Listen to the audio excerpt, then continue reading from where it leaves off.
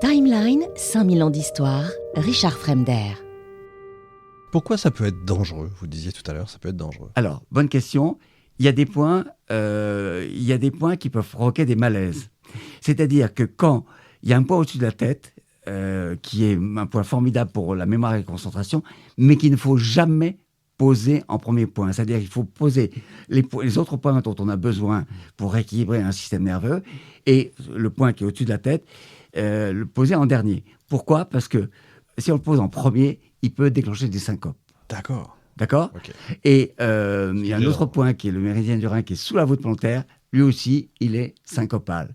C'est un point que je n'utilise jamais. Je sais pas, alors que 3 points plus loin font la même action sans le risque de... Bon. Et puis, il y a... par exemple, je raconte ça dans le livre, pourquoi il faut être médecin et que certains points peuvent être dangereux.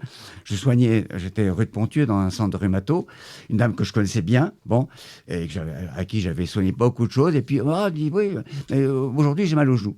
Bon, j'examine le genou. Et il y avait une phlébite en formation. Ah oui. Donc, et j'avais l'infirmière, je lui ai dit, voilà pourquoi. J'ai eu la chance de ne pas passer à côté de cette phlébite. Bien sûr. Si je piquais, si j'avais posé les points que j'aurais dû faire, je lui ai déclenché une embolie pulmonaire sur le champ. Donc, non seulement il n'y a eu aucune aiguille, mais elle est partie à l'hôpital en ambulance. Nous sommes d'accord. D'accord ? Alors aujourd'hui, on est en France. Oui. On est en France en 2025.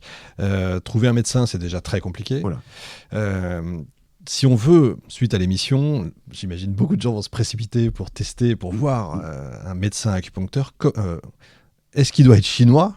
Est-ce que, je plaisante à moitié, est-ce que donc il doit obligatoirement être médecin ? Ça, on est d'accord. Oui. Juste acupuncteur, c'est non. Oui. On est d'accord, c'est niet. Uniquement médecin acupuncteur. Non négociable. Non négociable. Est-ce que vous êtes nombreux à faire ce que vous faites, vous, sur l'oncologie ? Parce que malheureusement, personne n'est... Hélas, non. Ouais, voilà. Beaucoup trop nombreux. Surtout que maintenant, on commence à savoir que l'acupuncture a un rôle important dans l'oncologie. Et alors, la façon la plus pratique de trouver quelqu'un de compétent, c'est interroger les pharmaciens. Les pharmaciens ont un réseau. Ils ont un bon pédiatre, un bon kiné, un bon, etc. etc. Moi, c'est les pharmaciens qui ont fait le lit de ma clientèle. D'accord. Pas en cancérologie, mais la base. Là, et ils ne vont pas prendre les gens pour des fous, en disant mais pourquoi pas un rebouteux pendant que vous y êtes. Ah. Je ne plaisante pas quand je dis ça. Non, mais je sais. Non, mais maintenant, et puis attendez, les gens, à partir du moment où vous avez un nom, et encore une fois, les pharmaciens sélectionnent. D'accord. Ils ne vont pas se permettre de... C'est que 10 fois, 20 fois, les patients se racontent dans une pharmacie. Ils parlent avant, après. Bon. Et moi, mon grand-père était pharmacien, c'était presque un co-médecin de la famille. Bien sûr. Et je vois, les pharmaciens notent le nom de gens qui peuvent recommander. Bon. En cancérologie, c'est beaucoup plus compliqué. Pourquoi ? Parce que mes confrères, que je contribue à former, parce que j'enseigne aussi à Paris 11 Sud, c'est compliqué la cancérologie. Ah bah oui, c'est compliqué. Oui, c'est compliqué. C'est compliqué techniquement, parce que ça demande pas mal de points, beaucoup de points, et qu'il faut être aussi formé. Moi, je continue à être passionné par cet univers, mais c'est un univers violent. Ouais. Très violent. Ouais, j'imagine. Dans tous les sens du terme, fort en émotions positives. Et quand on affronte les patients en fin de vie, on est souvent les seuls à continuer à les suivre. Ils nous demandent. Frédéric, je l'ai vu 6 jours avant. Ouais, vous le racontez dans le livre. Et souvent, leur dernier souffle, leur dernière énergie, et on leur permet de passer dans l'au-delà, dans le calme et sans angoisse, apaisé, entouré bien sûr. Mais bon, ça c'est très très violent parce que il se noue des liens très très très forts entre eux et nous. Il n'y a aucun transfert. Mais on se parle, on s'écoute, on partage les joies, les plaisirs. Moi, je veux avoir le temps aussi qu'ils me racontent ce qu'ils font, ce qu'ils vivent, la grand-mère, les enfants. Moi, je raconte dans le livre cette vieille grand-mère qui voulait absolument voir naître son arrière-petite-fille et assister au mariage de son petit-fils. Ouais. Bon, je ne l'ai pas dit dans 3 ans, mais on est arrivé à repousser ses propres limites. Et ça, c'est costaud. Ouais. Mais quand elle nous quitte, waouh, c'est violent. Oui, je comprends. Et donc, si on n'est pas... J'ai appris, hein. J'ai appris. Mhm. J'ai appris. C'est pour ça que je raconte aussi que après la mort de Frédéric, j'ai voulu tout arrêter. Oui, je parce que comprends. c'était trop violent. Donc, j'ai appris. Vive la thérapie, quoi. Il faut pas être empathique. Hein. Non, Faut être empathique, parce que c'est- il faut l'être un peu. Hein, il faut, même Oui, beaucoup. oui, Mais il faut savoir se protéger. ça doit être assez, Ouais. assez compliqué. Ouais. Donc, quand vous écrivez un protocole, enfin, quand je sais Oui. pas comment on dit, Oui, vous oui, diffusez oui, oui. un protocole, etc., justement, les autres médecins acupuncteurs pourraient s'en servir. Ah, mais bien sûr, tout est sur la table. J'ai écrit dans une revue qui s'appelle Acupuncture et Moxibustion. C'est une revue scientifique destinée aux acupuncteurs. Bon, tous les protocoles. D'accord. Point par point, ils sont écrits. Et il n'y a plus qu'à les lire et à les appliquer. D'accord. Donc, pour trouver un bon Et médecin Et acupuncteur... j'actualise, parce que je fais aussi des progrès. Ouais. Les cancérologues me poussent dans mes retranchements. Bah, ils ont raison. Ils ont raison, évidemment. Ouais. Et c'est pour ça que je ne suis pas prêt d'arrêter. Et puis j'ai des relations de plus en plus intenses avec les meilleurs d'entre eux. Mhm. Mais tout ça, je l'ai publié. Ils sont publiés. D'accord. Ils sont sur la table. Ils sont pas au coffre. Ouais, Non, mais j'imagine, bien sûr, évidemment. Cette acupuncture, donc, je répète, il n'y a pas de magie, etc. Non. Qu'est-ce qu'elle soigne le mieux et qu'est-ce qu'elle ne peut pas soigner? Bonne question. Qu'est-ce qu'elle soigne le mieux? La rhumato, c'est extraordinaire. C'est-à-dire arthrose, entorse, tendinite. Je dis souvent en plaisantant, on serait 100 000 acupuncteurs en France, les rhumatologues seraient au chômage. Joke. Je respecte mais ça ne veut pas dire qu'on a une action supérieure ou égale aux anti-inflammatoires les plus puissants. Ouais. Sans aucun effet délétère. C'est-à-dire pas l'estomac, etc. Absolument. Quand ça sort de notre champ thérapeutique, ça veut dire que l'articulation en question est en miettes et que là, il faut un acte chirurgical. Mais vraiment, une entorse, un lumbago, torticolis, périarthrite, etc. C'est étonnant, mais étonnant.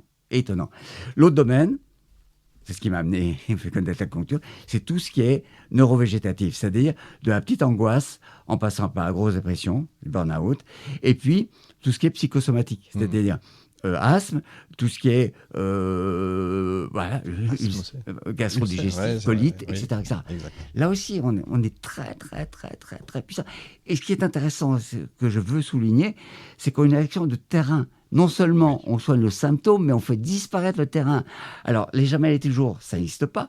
On revoit ces patients tous les 6 mois, tous les ans, en fonction de leur vécu, en fonction des bons ou des mauvaises choses qu'ils ont vécues.